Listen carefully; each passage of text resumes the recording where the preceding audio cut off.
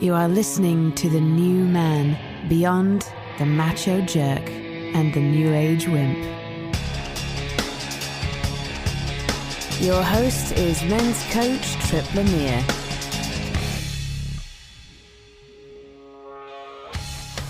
What does it mean to be a warrior in your life?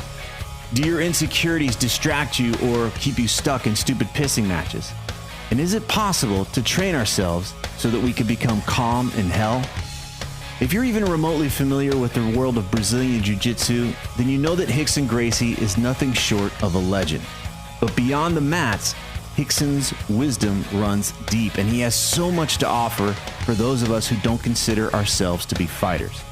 He has a new book called Breathe, A Life in Flow, and it's a fantastic read, not only because his life story is so interesting, but also because it provides insights into what it means to be a spiritual warrior during these modern times. Rickson was never beaten as a professional fighter, but he has experienced great loss. In a time when so many guys are puffing themselves up or numbing themselves in order to escape their inner struggles, Rickson very openly talks about the beating he took and the darkness he experienced after his son died. Most importantly, he discusses how he was reborn and even thankful for the loss. I loved talking with Rickson and felt we could have gone on for hours. It's always great to connect with those rare few men who have such great strength and a huge heart as well. I hope you enjoy this conversation as much as I did. Let's dive in. Many people will know exactly who you are, but let's pretend for a moment that we don't know who Rickson Gracie is. Let's pretend that we don't know who this person is that has spent so much time on the mats, in the ring. For so many people, when they see, what generally gets shown on the screen on the bar, we see these MMA fights, we see UFC stuff, we see guys just getting the shit beat out of them. There's blood, there's all of this stuff. We might just think of it, well, that's just entertainment. That's just this violent form of entertainment. And I'm curious, I understand you were pretty clear in the book that that's not necessarily your approach to martial arts and to this way of life, but what are we missing? What are we missing when we tend to deny what it means to be a fighter, to be a warrior these days? Yeah, first of all, when I born in the Gracie family, I was naturally involved with a martial arts legacy, which brings to the table a way of living, a lifestyle. It's not exactly a sport. It's not exactly something for you to do to entertain others. It's not like being a star or an artist. It's based on lifestyle to build up your character and to pretty much serve with that kind of quality other people in the community to enhance their possibilities, their potentials in order to deal with life. Because if you're talking about a fight on the mat, on the ring, if you're talking about a challenge to buy a car or to get a girlfriend or an obstacle or an issue who brings some kind of turmoil in your head. So all those situations can be unpredictable, sometimes predictable, but they all come in and hit you as a warfare situation. Because it's not about being in a fight. It's about how to handle situations. For example, today the enemy can come in through the email. And that email can just jeopardize your attitude, your sense of balance, disturb, suicidal thought. Anything can come in from just a regular email. So COVID-19 is an enemy, which is a silent enemy, but we have to respect this as a warfare situation. We have to have strategy. We have to have sometimes courage. We have to have sometimes patience, hope. All those visible and invisible tools, I feel like they are completely important in the arsenal of the warrior, either a spiritual warrior or practical warrior. So being a Gracie, being in a mission to represent the family, to express an art form which brings not only confidence, but also the sense of empowerment, the sense of the increase of possibilities for a weaker guy have a chance against a bigger guy. For a guy who has a trouble, has a chance to resolve the trouble. So the jiu-jitsu brings elements to apply on the physicality of the confrontation, on the emotional aspect of the confrontation, and also on the spiritual aspect of the confrontation. Because when I was preparing myself, I mean, I born and raised with a gi, right? I get my gi before my diapers. So I was just involved on that kind of situation all my life. And since I'm very little, people already say, oh, little champion, you're going to be like your father. Oh, you're great. So you become a jiu-jitsu representative even before you know what you are about. You become a Gracie, you become a hope to become a Gracie like your father, like your uncles, like your cousins. So you're in a mission to represent the family.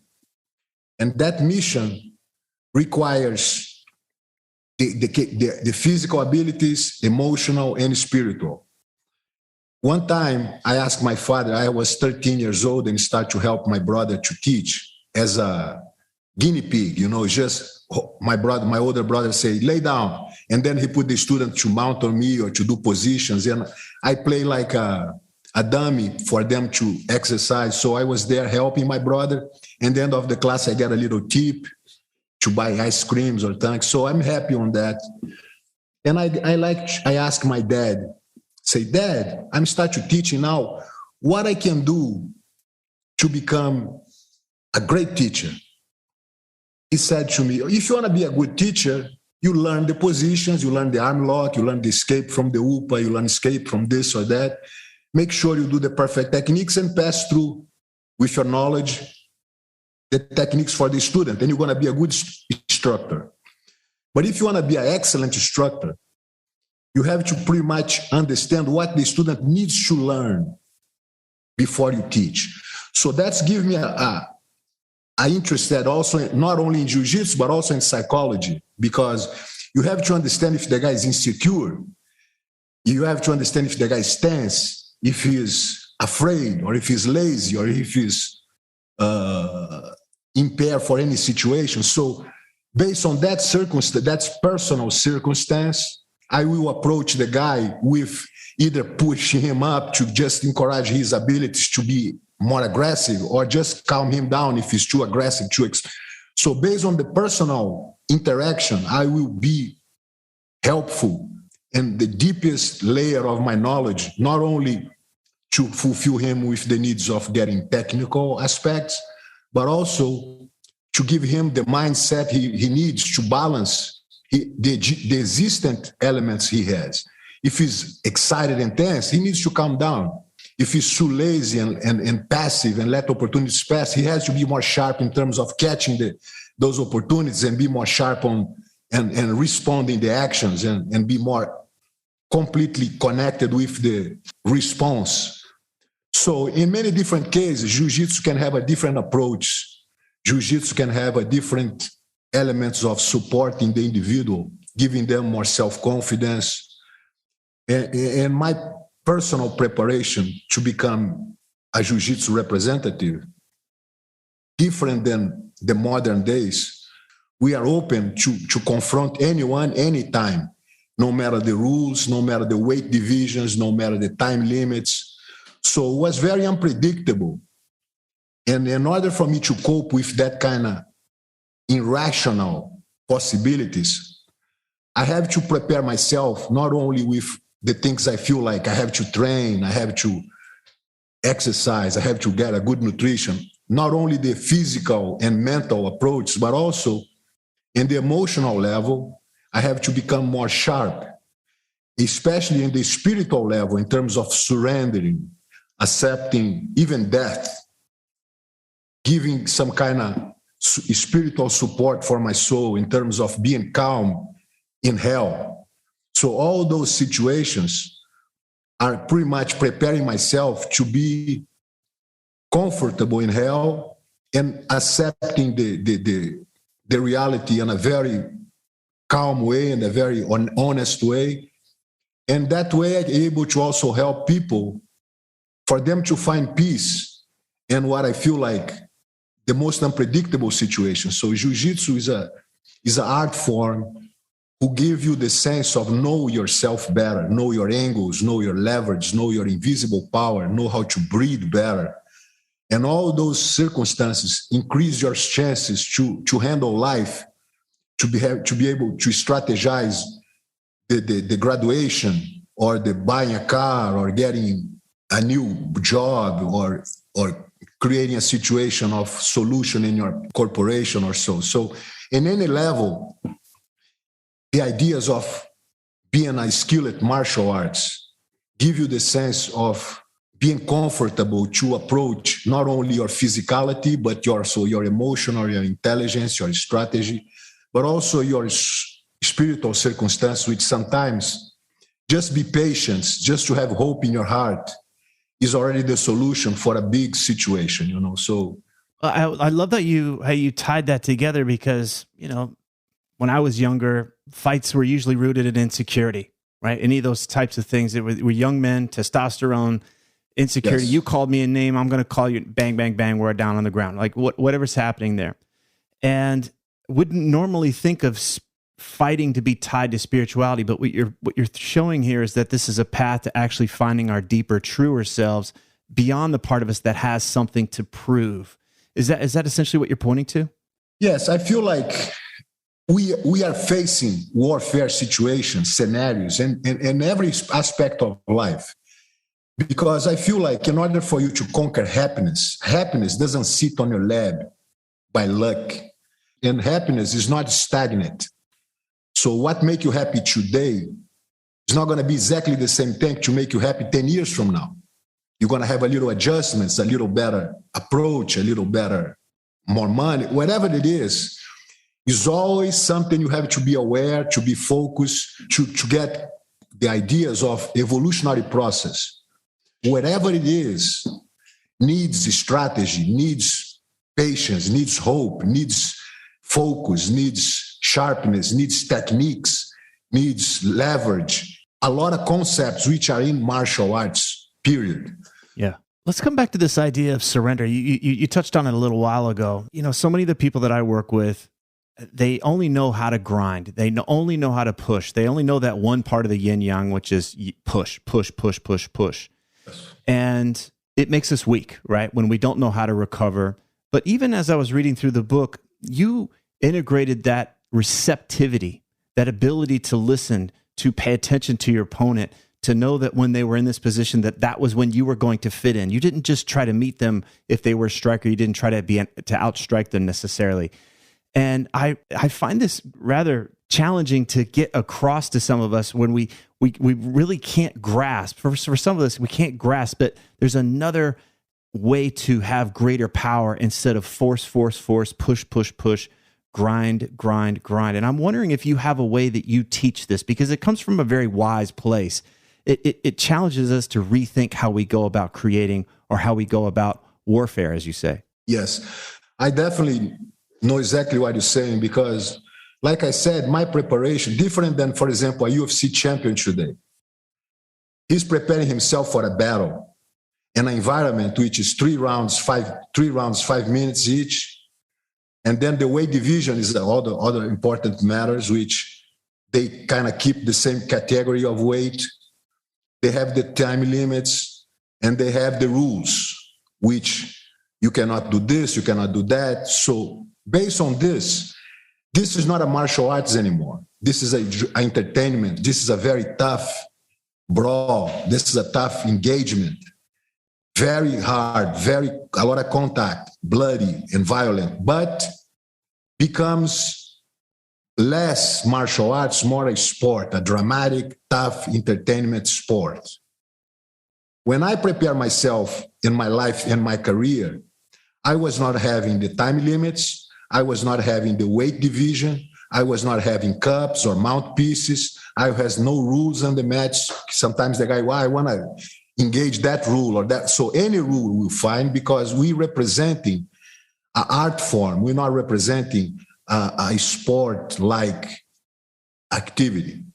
So I was willing to fight bigger guys with gi, with no gi, with, any kind of confrontation with punches or else. So anything is going. When you open your mind with that kind of unpredictability, you start to having to add in your tools, in your arsenal, not only the physical, the talent, the practice, because all this can be subjective. Sometimes you need patience. You don't see people patient in the UFC today. But if you see a fighter with 180 pounds deal with somebody with 260 pounds, that kind of difference demands for the weaker one a different approach. You're not going to just pushing forward. You go there to see what's up. And you go there to see if you make a mistake, I can be aggressive. But if you come in aggressive, I have to be patient and be defensive as long as it takes. My father once, in his time, fought for 3 hours and 45 minutes. Don't stop with a guy which was about 80 pounds heavier than him. Wow. How much physical or going forward you can go in order to handle a situation like that? He has to be soft. He has to be intelligent. He has to be patient. He has to be articulate. He has to be technical. And winning the fight based on your mistakes, not winning the fight because I'm imposing, I'm pushing for, I want to be. So martial arts give you the sense of being comfortable in hell, regardless if you're in a fight or if you're in a business meeting, because make you feel like the best options are victory, but the victory can come in based on only defense. You see Vietnam, for example. They don't have weaponry. They don't have armies. They just have a people who cannot leave their own country. They cannot die, so they survive under the land and holes and stuff. And they patience, and they have courage, and they have will. But the only thing they don't have is capacity to push forward. And they still winning the war because, it's just too demanding for U.S. keeping the war over there. So how you can win a war like that if you have no money to get one bullet, or you have no arsenal to get a shoes? So you have to be patient, you have to be hopeful, you have to have faith, you have to have different elements, and eventually you're going to win because it's just the right strategy to do. So when we're planning about life, no matter if you're a fighter, no matter if you're a lawyer, no matter if you're a doctor, you're going to find your obstacles, you're going to find your problems. And it's very much reasonable and intelligent and on purpose, the fact you have to make ponderations in all your arsenals, not only courage, not only pushing forward, not only money or desire or motivation, but also the capacity to surrender, the capacity to accept, the capacity to be spiritually connected with the elements, and sometimes make your victory without a fight. What does that look like? How do you achieve your victory without a fight? You picture any fight situation, somebody coming and said, hey, this is my parking spot. Get out of here. I just saw the parking spot first. Maybe 30 years ago, I would say, hey, man, I put my car here. I'm going to stay here, and I don't care because I don't care how big you are. I'm going to stay. So let's fight. Let's call the police. Let's just impose that. Today, I will say, I'm sorry, sir. You can keep I'm not too hurry. Okay, so you can keep it. So he may think I'm a coward. He may think I'm scared of him. He may think whatever he can think. For me, it was not exactly the same approach. For me, apologizing sometimes take me from the problem to have to beat somebody, to have to be involved with jail time, to have to be in the police department to respond some kind of. So for me, letting go is part of my victory. That's personal. Mm-hmm. I feel like I pay today to don't fight, to don't get in any engagement with nobody, because it's not worth it. Yeah. I wonder how much that piece of proving shows up. There's that young part of it. It typically shows up in young, but I'm, in my late 40s, and I can still feel that part that's like, but you got to prove, you got to prove you're not weak. You got to prove that you're still this and you're not that, or all of that kind of stuff. It's a shadow element. Yeah, I can relate and I can understand. But if you picture, because that's all about your mindset. If you picture yourself as you are right now, and a kid with 5 years old coming and tell you things you don't like to hear, you're going to look the kid and they're going to tell you something really serious and really mean or really, really hurt you. You're going to look the kid and say, who is the father of this kid? Somebody can take this kid and put him to give him food for him, or you know he's trying to hurt you, but he's not bringing any challenge for you. So you're not trying to fight the kid or beat the kid or be insecure because the kid tell you something. But in the same words, in the other people's mouth, somebody like me or somebody like you, you're going to feel threatened. You're going to feel like insecure. You call me a coward. I have to prove you wrong. So based on your insecure state of mind, you can become aggressive, because what brings violence to the table is the sense of insecure state of mind.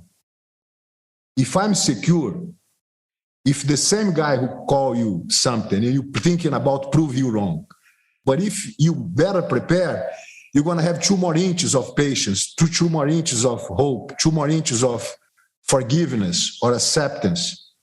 In my case, I have nothing to prove.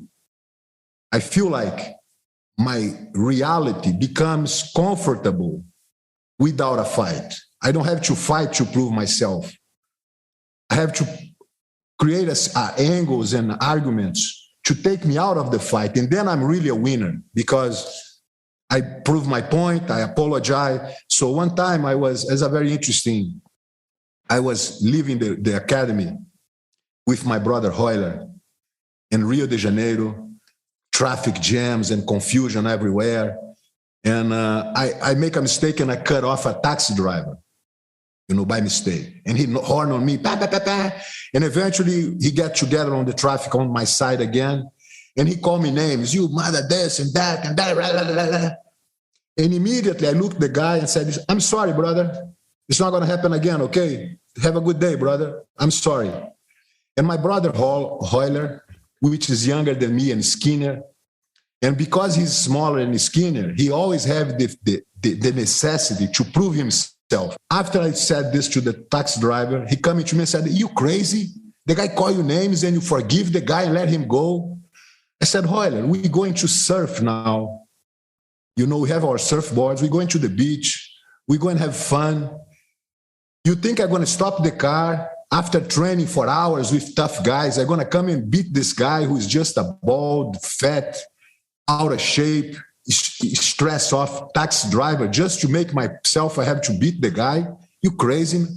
And he looked at me and he said nothing. And then up today, he said one of the most important things he saw me do, it was that kind of forgiveness. Said it's changed my life, because I saw the possibilities for me to be able to forgive other people and to be able to don't have to prove myself every time somebody call me a name. And that's changed my life, Rickson. I said, oh, glad to know that. But that's pretty much a way for you to build up your mindset. So for me, as a way for me to win without a fight, is to be able to strategize better in my life, to anticipate the problems, to really avoid the situations who can pull me to have to prove myself. It's so powerful. It seems like this is where the spiritual component comes in, because yes. Where are we taking our seat? Am I on my small self, right? That scared, insecure part, or do I train myself and galvanize myself and take my seat in that big self, that big part of me? I've got a bigger, like you said, I can see the difference between I'm going to go surf now versus my main thing right now is to make sure I put this taxi driver in his place, right? I've got a bigger vision for what I want in my life, and I stay true to that instead of getting distracted, pulled off course. Yes, because those distractions, they coming from a weak, unstable situation, Depends how much forgiveness, how much acceptance, how much comfortable in your position you are to know those things are not related to you. The guy he has a problem.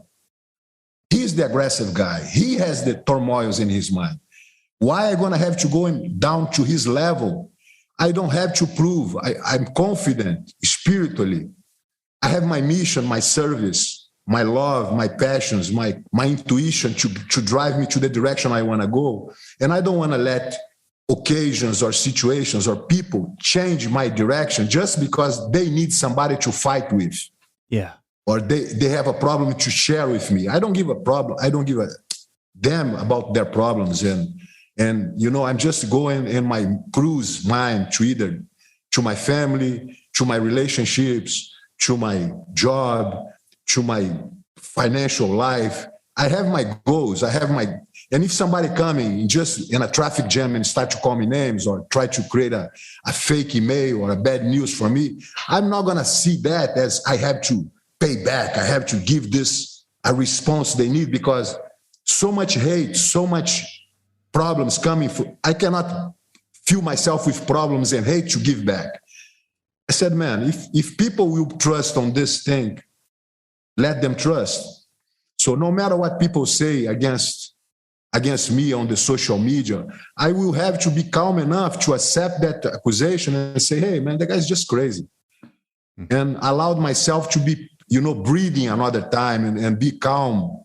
Because if you have the capacity to control yourself, you just focus and things are irrelevant to you.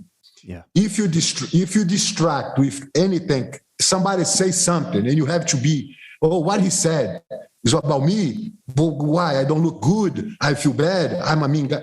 So you start to become uncomfortable with what people say about you, about people try to be aggressive with. Not because you feel bad, but because people make you feel bad. So you have to feel protected with a shield of positiveness, with hopes, blessings, and courage to keep serving and keep doing your job in your way without those kind of superficial disturbances. There was a part in your book, well, I'll just be direct here. Years ago, I lost my mom, and I went through a very difficult time with grief. And yes, when I read about the loss of your son and specifically how the grief hit you, I was so grateful that you really seemed to show how much, like, for the time that it hit you, and you were willing to, you could have easily brushed it off and said, yes, it was a very difficult time, but you were willing to show how much you were impacted by that loss. And again, it showed me this ability to take the hit and then get back up, to be pushed over by the big wave, to be ragdolled and then come back to the surface and take a breath. And I'm curious how much of your training this, it's one thing to say we can be comfortable in hell, but what was to be able to translate that to these emotional places, these emotional hells, whether it's divorce, it's the loss of a loved one, it's the loss of, this identity. Maybe we're going through a difficult time and we're changed businesses or lost a business or something after COVID. I'm curious if you could speak to that, how your training may have impacted you when it came to dealing with the loss of your son. Yes, the first important element who comes to my attention was the sadness of a loss. I just accustomed to have somebody close to you, to share ideas, to share love, moments, and that's not there anymore. And I felt like lose the ability to breathe well, to walk well, to serve. So I lost the meaning of my happiness, because up to that point, I felt like I was in control of the universe. I have good kids, beautiful family, I have job, I have fans, I have students, I have attention, I have, so for me, everything, I was in charge. I was in charge of the time, I was in charge. So when I lost my son, I felt like the carpet just left out of my feet. I stay like without a base, without position. And I felt I could not just, because a lot of people, when something tragic happens, the first thing they feel like is the commitment to not scare others, to not involve others. So it's, no, I'm okay. Okay, thank you. And God knows what he does. Or he starts to bring in situations where they accept the situation where emotions can be hid. I cannot show people I'm desperate. I cannot show people I'm weak. So when you start to kind of putting a cover up to to not allow yourself to really show your weakness, and you start to try to hide a little bit. Of course you felt, but you start to, and you start to keep working or start to keep doing things, and you're gonna feel like more you hide, more the wound stay bleeding. And sometimes you even don't talk about it, but the wound is there because you never really leave the reality of the lost. You never incorporate in your heart, in your soul, in your brain, the losing aspect, the impotent aspect, the feeling of don't have power or nothing can change. So that's terrible for the human behavior because you have no power. And the first thing I had to do was just accept that, putting myself, embracing a big rock and jumping in the middle of the deep lake and stay on the deepest point of the lake, crying, having no motivation to serve, no motivation to share emotions with nobody, just like a child, stay on the hillside of my house, on the trees and the tree, and stay like listen to the ocean. And so I was just without energy, without vital energy to be myself, to teach jiu-jitsu, to learn, to interact with people. I was just in a cave, in a hole, which feels like very little air to breathe and very uncomfortable. And I was not afraid to show people I was like that. I was quietly crying basically all the time. And up to that point, I was lost, have no direction. But I felt like I could not hide. I could not keep up with my students, keep up with my surfing, and keep that kind of sense of lost in a bag. I have to embrace the lost and make the lost the main event of my life. And then thinking about suicide, thinking about drugs or excuses to be out of jiu-jitsu, things. You can allow yourself to think about any options because you're really free and down enough to accept even death. And as I was then that point, uncomfortable situation, and waiting, because I was patiently waiting for some kind of news, some kind of change, because I was not inspired to change. So based on that kind of death, one day I was in my garden, I climbed a tree, a pine tree, and I saw the ocean in a very unique way. And I said, I want to build a platform here to talk with Kron, with Rickson. And I built during almost 3 weeks, from first light in the morning to dawn. I was just thinking about buying the ropes, buying the harness, buying the wood, working with the tree and stuff. So I was focused on, from the first light to night, just, bleeding my hands, so much work. And eventually I finished this platform with a very nice finish, varnish, and it was beautiful up there. I put his picture, and I was going there to talk to him and to feel the breeze every day, meditating and stay there. And then at one point, I was not exactly cured, I was not exactly healed, but I was diminishing the bad feelings, the negativity in my heart. And I thought about my father, and something he said was about nothing can be completely wrong or bad. It's always a side of rightness or good. Nothing can be totally right or good. It's always a little slightly the negativity or bad. So I started thinking and searching in my mind what could be good from Rickson's departure. And I was thinking in reasons for me to capitalize somehow in a positive way. And then I realized up to Rickson's departure, like I said, I was in charge of my time, my desires. I could go to Japan today. I'm not sure if I'm going to come back next week or come back in a month. So everything was open and flow, and I was allowing myself to go and surf my life as a very good conditions.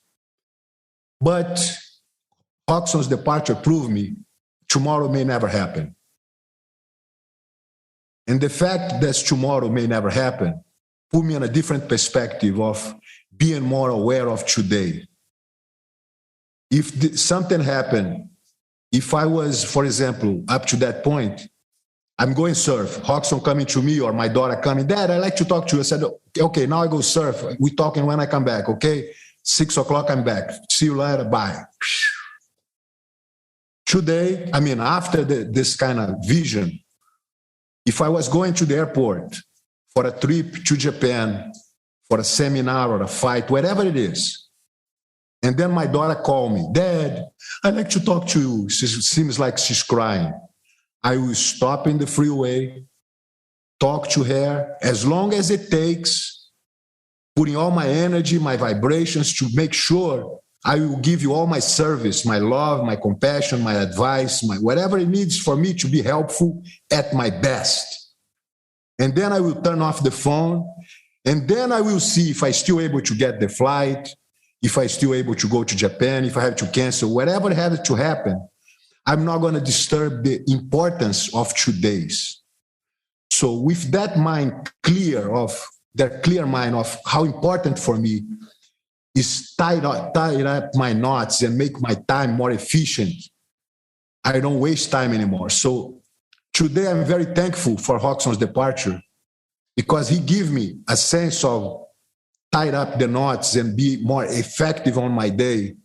So I've been wasting 0 of my day. Our conversation today, I'm taking as very serious, 100% of positiveness, and feel like my pleasure is to be here. Nothing can be better than this now. And I'm going to resolve what I'm going to do next when we finish. Because at this point, you is the most important thing for my service, for me. So the importance I do for this moment, I will do for the moment just after you, and go and take my life in a very much highest sophisticated level of quality. Because for me, if it's not worth it, I not even think. You know, it's not about trying or let's do. So for me, I just do things today which are very much 100% in my mind gonna be profitable, gonna be something right, gonna be a good service, gonna be appreciated, gonna have. If it's just halfway, it's not worth it. You know, it's just. So the idea of bringing the reality of my life to my efforts in my life, you have to be tight in terms of not wasting time, not being confused based on other people's expectations, you know. So for me, say no today is very easy. You ask me something I don't want to do, I'm not going to, but let me see I'm sorry, man, that's not going to happen. Boom, immediately.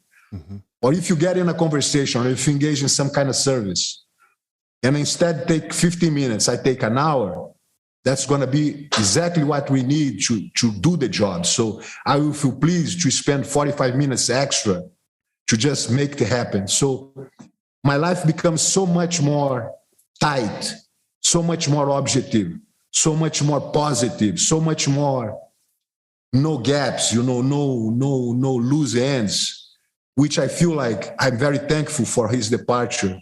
In a tricky way, because, you know, that's my son, my dear. I mean, I lost, but at least I lost, and he gave me something I can be thankful for him for the rest of my life. Wow, there's so much in that that you just shared. There was something that I want to touch on because I can imagine there's somebody out there listening right now that's going through a really, really tough time, and they can't imagine that whatever they're going through, they're going to be thankful for at some point. It's just unimaginable for them. And the thing that stuck out to me was that point of surrender that you spoke about, which was being quiet enough and attentive enough to find that glimmer. There was some peace, right? It was that for you, it was that moment when you were moved by the view from the tree, and that you could pay attention to that. There was a part of you that was stirring and said, you know, I want something now. I went from not wanting something to I want something. And I can imagine if I'm feeling so much pain, I just want to distract myself. I'm going to miss that. I'm going to miss that peace, that little voice that says, here, go here. And that to me, that's where that was the little flame. You added fuel. That's how you built that fire, and you regained your strength, and then were able to take this next phase of your life in the way that you have, where you've eliminated these distractions and you're so on point. Yes. I felt like it was a moment of light and intuition, because when I finished the platform of my son, I felt like somehow I was relieved from the pain, because I make like a monument, I make like a structure, and putting all my effort to really give this to him in terms of a spiritual gift. It's like creating a church or a cross or whatever. So I felt something like I did this with all my heart, with all my labor, to just show you how much I love you. So I was a big part of the grieving was end on that point.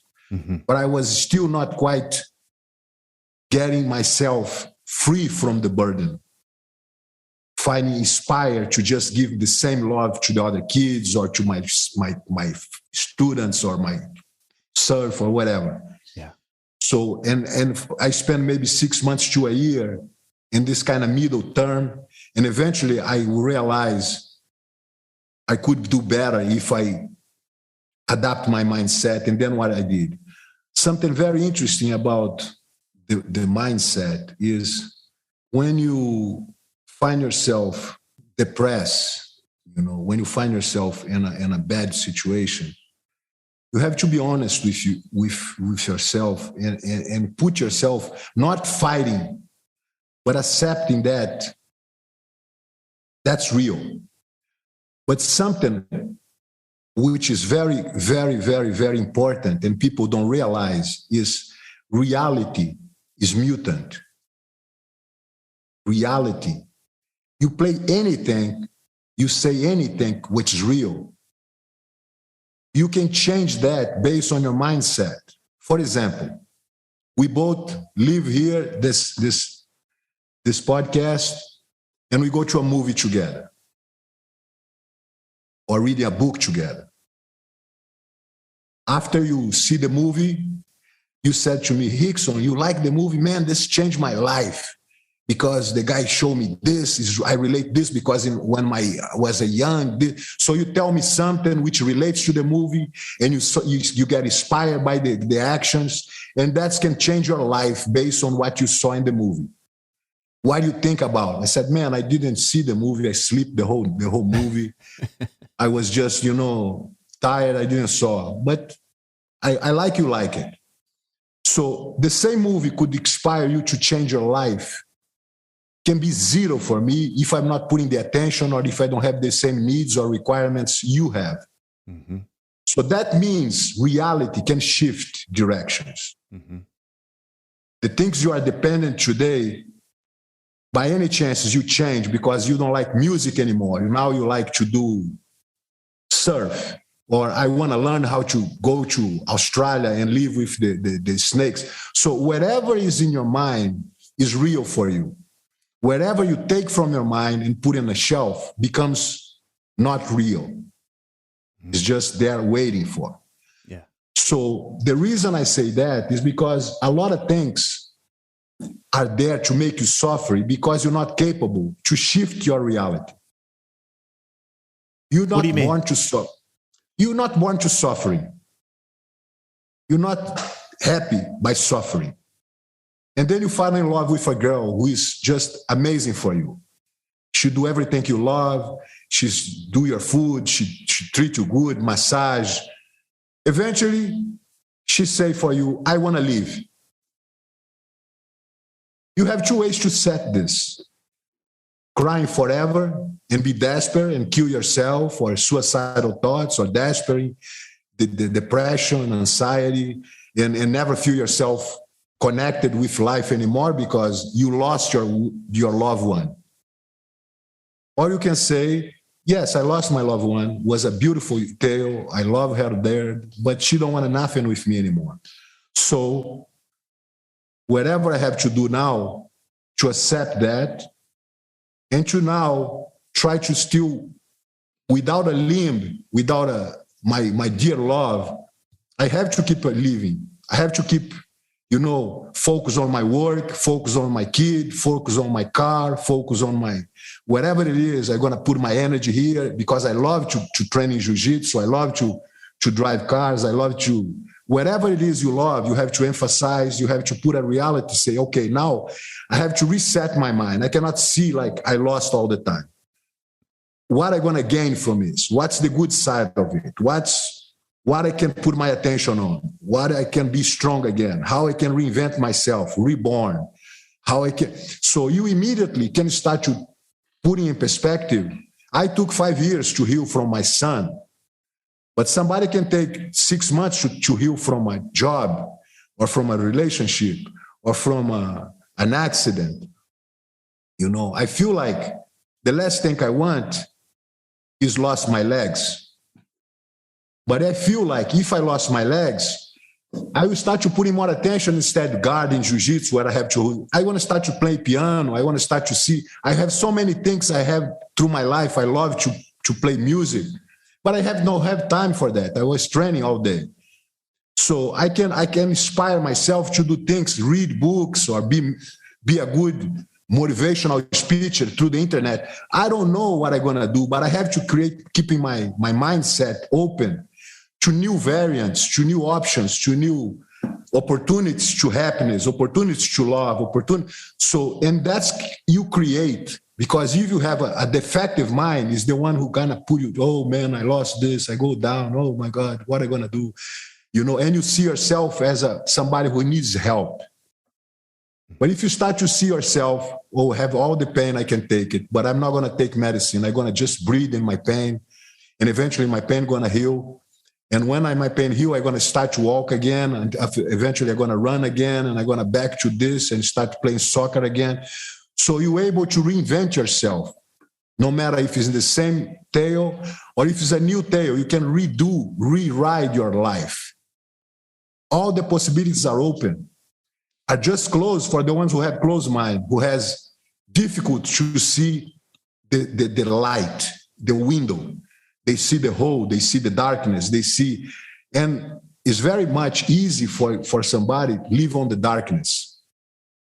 It's easier because requires less, requires just crying, just put yourself in victimize yourself. And then you're in the dark, you need help, and why, poor guy. But if you start to see yourself like, man, I put myself in a hole, I will stay here without nobody notice, or I have to get out of the hole myself, and brings you courage, positiveness, risk, put yourself at risk again. And that's happiness. If you live conform and not trying to move the water around you, you basically dying, you're motionless, you just trying to live based on the information you get, which hurt you 5 years ago, and you still, oh man, you remember me? I'm the guy who lost this son. Oh, that's terrible, So you have to do your way to really grow. It's a possibility to grow. It's a possibility to happiness. It's a possibility to success. It's always there. You always can turn around. And it's up to you if you start to go in with the river current, or if you start to running and swimming to cross the river and get to the other side, So basically, that's pretty much an inspiration who has to come in from within. One of the things I'm taking away is so many of us, we're in a culture where we're just missing this thing. Once we get up on the pedestal, that's the answer to all of our questions. That's where I'm finally going to be comfortable. That's when I finally feel safe. That's when I'm finally going to be somebody. And there's so much of, people put you on a pedestal all day long, every day. And so much of what I'm taking away from here is it's about letting go of so many of that and coming back into this moment, working with what is, even if it's pain, even if it's discomfort, even if it's, I got to let go of needing to prove. I'm curious, do you ever get to be just a normal guy, or are people just always putting you on this pedestal? How do you deal with that kind of construct that so many of us are moving around? I feel like one of the blessings I have in my life was always feel myself in a pattern, in a direction of the pedestal. So I put myself very early with the compromise, committed to excellence, to represent the sport, to be. So I start to work myself as a champion, as a fighter. But also, based on the knowledge my father gave to me, based on my own intuitive capacity to relate myself with others.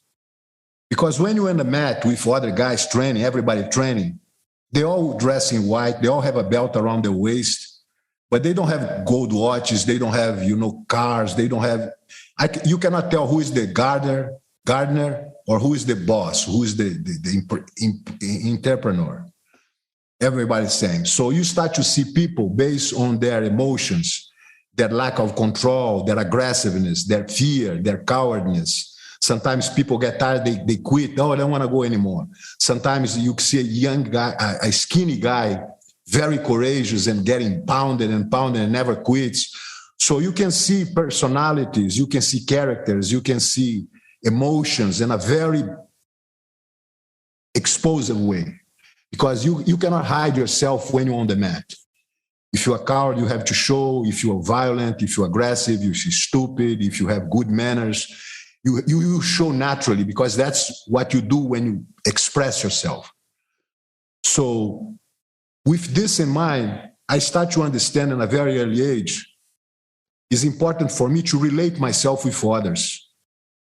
Not based on, look at me, you see how I am, you have to respect me because I'm this and you nothing, so I'm the commander. So I don't like to interact with people showing this kind of superior state of mind.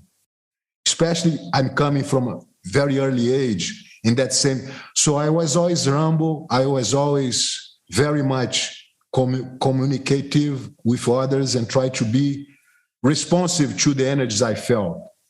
But something which gave me a very good gratitude, a good sense of empowerment, was being humble, was being humility is a big part of my personality. Because, I was walking on the street in Rio, for example, 9 years old. I was on the beach by myself. I live in front of the beach. And then I met a kid who's coming from the ghetto, very poor kid. And we start to playing around, playing soccer, playing things, me and kid, very nice kid. We get together and get friendly. So, and then I get hungry. I go home, eat sandwich or eat something. And I felt like the kid has nothing to eat or nowhere to go. I said, let's go back to my house. Let's go to my house, eat something, and come back to the beach. So the kid went with me. When my mother saw him, she get a little scared. What is this kid doing here? Because she thought he's like a street kid, like no good clothes or stuff. So why you bring him here? I said, Mom, I just bring. But I felt from my mother some kind of judgment, some kind of analysis, which are not in my concept. I said, why is she so scared? Why is she so concerned about the kid? And then I realized people start to judge you by how you dress or how you look or how much you squeeze their hands every time so you become pretty much analytic based on what you see. So I was always debating this in my mind, because sometimes the bad kid, the poor kid can be a very nice friend so I was educating myself to become very responsive, very much connected in a positive way with anyone. So I was not exactly, who are you? Why are you studying? You rich? Where do you live? And then we can be friends. Not like that, So I was more based on my personality. If I connect with the guy, I don't care if you have shoes, if you don't have shoes, So I'm very humble in terms of looking for somebody. I'm looking for what he has good to offer to me, what he has there I can admire. If I cannot relate with somebody, he's not going to be my friend. If I can relate with the guy, he will be my friend, regardless if he has shoes, if he's a bad guy, if he's a gang member or not. So that's why I felt like it's a big difference when you just see life trying to see through the person and capture the energy. Because if you don't live by energetic forces, you lost the intuition, you lost the sensibility.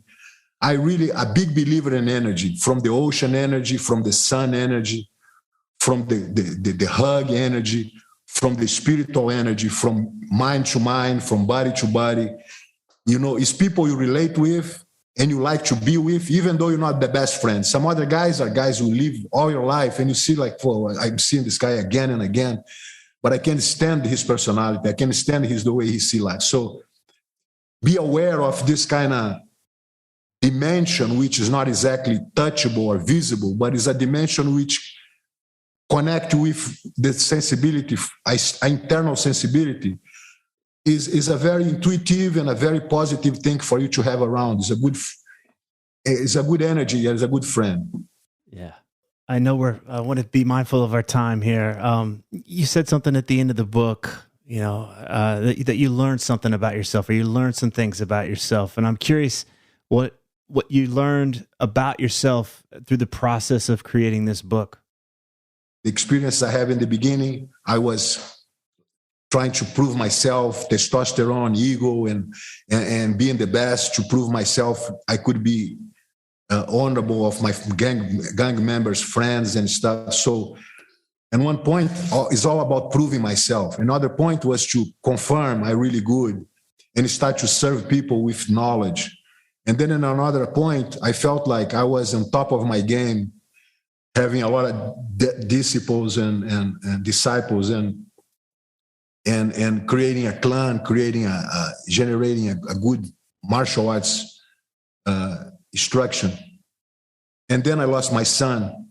And then I really felt from the horse, you know, in terms of my spiritual strength to keep fighting, to keep proving myself in that level. And I immediately spiritualize myself more, becomes more like sensitive to people who lost things and be more capable to, because during all this time, I always dealing with pain, with physical pain on my back, on my neck, on my shoulders, on my elbow. Pain is very comfortable for me. I dealing with pain without taking medicines and stuff. I have to breathe into the pain and be comfortable and accept it. So all this make me feel like getting to a situation today which I really feel relevant for me, not only myself, but for the part of Jiu-Jitsu I want to display, is to learn Jiu-Jitsu to win without a fight. So it's going to be these aspects of learning how to visualize your life, because visualization is part of how to believe in your invisible power, your angles, your leverage, to make sure you don't have to be strong to be able to handle a push, to block a punch, to stay away from, to be safe or survive from an aggression. So I have to prove you're capable to survive. That doesn't mean anything with prove you're capable to kill somebody. So I want to make sure you're not going to get surprised by getting punched or getting caught in chokes. So you become powerful in a sense. You have a chance. You have a survival mode. You have to. You can trust. So put yourself connected with your powerful defensive aspect. Give you an edge. And how you make your strategies for life, how you approach your victories, your defeats, your challenges. So my Jiu-Jitsu now is more basic, but it's more profound, to help people who are not fighters, to help people who are just in their own pattern to be happy as a doctors, as police officers, or whoever, lawyers. So I kind of create a new format of Jiu-Jitsu to cope with my reality today, which I'm not a fighter anymore, but I'm still a martial artist. I still make good use of my brain, my heart, my lungs. Even though I don't want to fight, I'm still confident I can survive. So all this put me in a direction which my life becomes a better life. I'm more happy to keep serving the community with this new angle. I feel like can be much more accessible for people than just for fighters. So I'm inspired to keep living my life, even though with more pain, even though with less mobility. I aspire to keep spreading jiu-jitsu in a bigger way and make this more like a empowerment force than actually a fighting sport. That's beautiful. Rickson, thank you so much for taking this time to talk today. My pleasure, Tripp. It's all mine, man. And good luck. I'm really excited to get this book out there. I devoured it in 2 days sitting out. I was in the mountains last week, sitting in a rocking chair. I just loved it. It was wonderful. So yeah. So hope to see you soon, my brother. And God bless, okay? Much love, man. Take it Bye-bye. easy. You too, my brother. Ciao. If these interviews are helping you, please leave a positive review on whatever podcast app you use so that others can discover the show more easily.